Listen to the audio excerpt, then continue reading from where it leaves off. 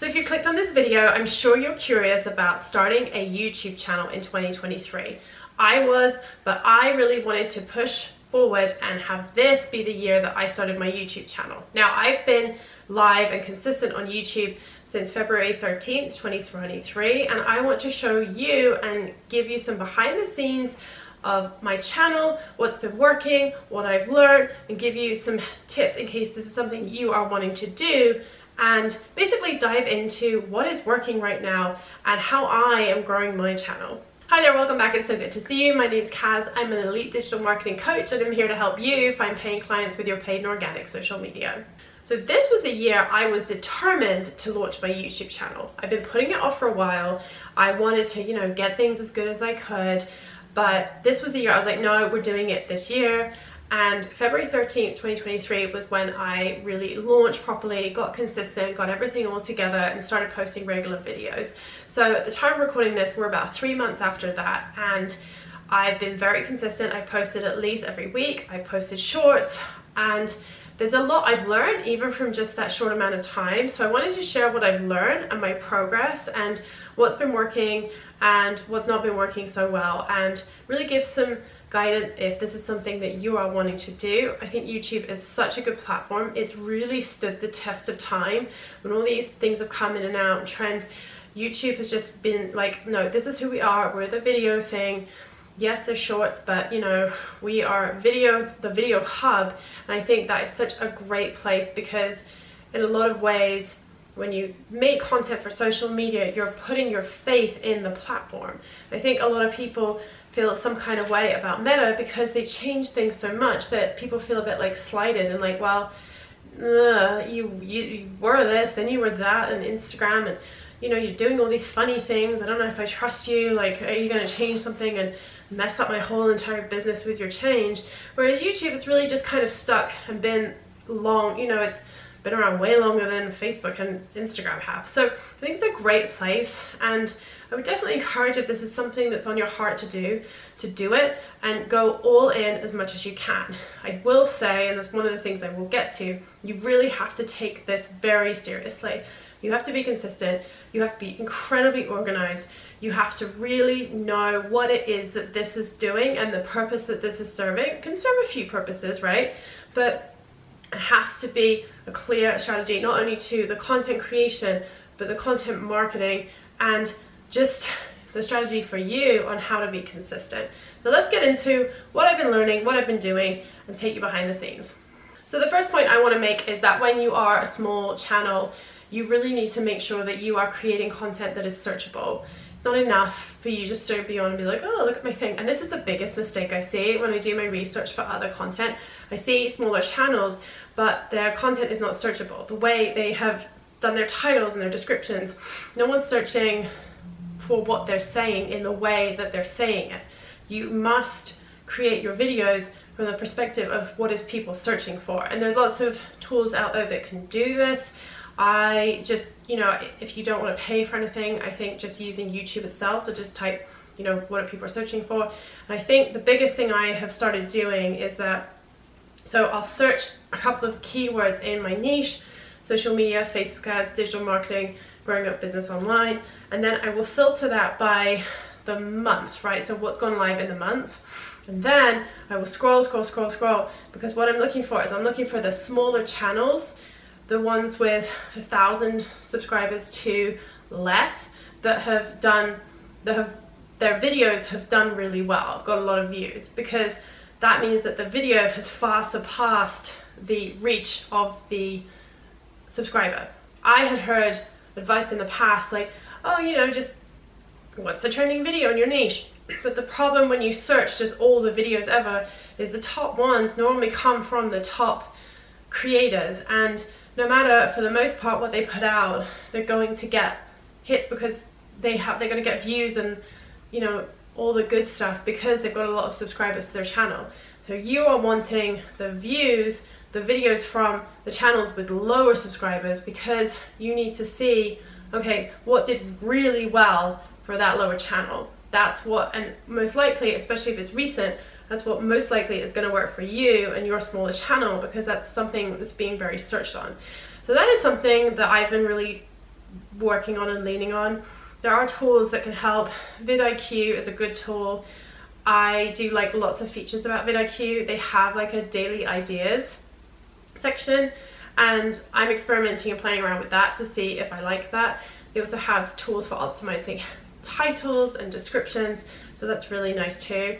But ultimately, I think searching for videos that have done really well for smaller creators is the way to go.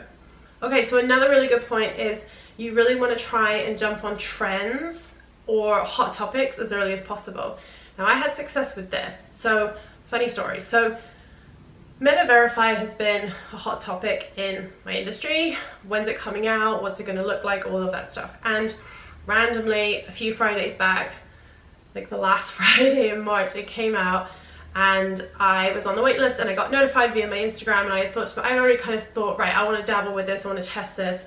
So I sign up, right, and I'm just doing it on a Friday night. I'm signing up, and I did the process, and I was like, oh, cool, okay. And then I got verified, like, when I went to bed, and then I woke up, and I was like, oh, I got verified. And it kind of dawned on me, I was like, that process was a bit weird. Like, if you didn't have the patience, or you were a bit like, you would make a lot of mistakes with that process. So it really dawned on me that I should really create some content fast on how to do that process, and that's exactly what I did. So that Saturday, I gave the baby to my husband, and I went down and I filmed something really quickly. I came up here, I filmed an intro, I edited it super fast, and I literally just got it up. And that video has definitely been my best performing long form content. I think it's gonna hit close to 2,000 views, which, considering my channel right now, I have 42 subscribers, is really good for a small channel. Remember, I'm starting from zero, right? I'm starting from zero, and I'm being patient. And I have goals and aspirations for this channel, but everybody starts at zero, and you have to learn. And I realized that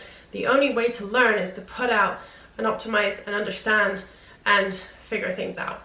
So that was a great example of a trend that I just moved very quickly on. I had the video done and edited and ready, I think within about an hour and a half, and luckily my schedule was kind of open that day, so I was able to do it. But it was a really good example of hopping on a trend. This isn't going to always be possible, and I don't think this is possible for every niche. I think of makeup, I think of travel. With travel, new things are coming out all the time. Makeup, same, new things are coming out. So what trends can you hop on and leverage? And think about, like, what are people searching for? That was what really drove that video for me, was me installing it and thinking, that wasn't the easiest process, and this is brand new. I'm sure there are going to be people out there Googling or looking up on YouTube how to set up Meta Verified, and that was exactly the route I went. So think about that, because you want to hop on that really quickly when that happens. So do you know of anything coming up that you can hop on? Is there anything new? Whatever it is, really get on it quickly, and you'll definitely reap the rewards of it. Okay, so another point is thumbnails and titles, I think, matter so much, and it's kind of silly to say, but they're equally, if not kind of more important than the video content. I think you have to have good video content. I'm not saying that. It has to be good, informative, brief. You cannot waffle about the same thing. A personal pet peeve of mine is when people don't get to the point straight away, and they go around in circles 5,000 times. I'm quite a linear, thought progressive type of person. I cannot stand when we're going around the same point. Maybe I have done this in the past, I don't, maybe, but I really try not to. I really just try to get to the point, make a point, move on. Like, I just don't have time. Like, there's just something about it. So, but with all that being said, I think thumbnails and titles are vastly important. Titles you need for the SEO purpose, but thumbnails are what is going to get people to click on it. And there's a trend right now. It's like a face, like, and then we're pointing, and then there's something here, that's what's working. And as a result, all the thumbnails are looking like that. So, I mean, you go the route of, okay, I'm going to do what's working, or you go the thumbnail of, like, something way different that's going to capture someone's mind. But, a face, we need high contrast, don't do white on white background. We need, like, a high contrast font, something that's going to get people's eye. It cannot explain the point of the video. It's got to pique curiosity without giving things away, and show the emotion that someone's going to get from watching the video. I think those are good guidelines, but it's an art and a science. I wouldn't say anyone's like nailed it, but what I want to make the point of is you have to take as much time on your thumbnail, quite honestly, as you do creating and thinking about your video. It's very, very, very important. When you find what works and what is doing well, look at the click-through rate from your thumbnail and see what is working out of what you've done, and then go from there. This is another point too, like, unless you've got stacks of videos, you're not going to figure that out. So you have to create and adapt. You cannot just be like, I'm going to wait for the perfect thumbnail. Like, it's just not going to work like that. You must create and put things out, otherwise you're not going to know what works and you're not going to get better. So really think and focus on your thumbnails and your titles. So another thing that's become abundant is you have to mix short form and long form content. And I think this is great, honestly, because I think this is a really great opportunity. With short form content, you have the capacity and the ability to create something on Instagram or on TikTok and then repurpose that. Quite honestly, you could just have a shorts channel. And if your purpose is monetizing, the goal to monetize a shorts channel is much steeper, in my opinion. You have to have 10 million views over a 90-day period. If you've really figured out what goes viral, what people love, then great, because you're going to get there really quick. But in the case if you haven't, that might take you a bit of a while to get there. I think a mix of the two is a great thing, but people are really like about shorts. I think it's a great opportunity, and I think it's a great way to make something on one platform can be used for the other. Now, do they work on all platforms? Depends. Some do, some don't. But don't worry about all that. Just make really good content. You know, try a trend here and there.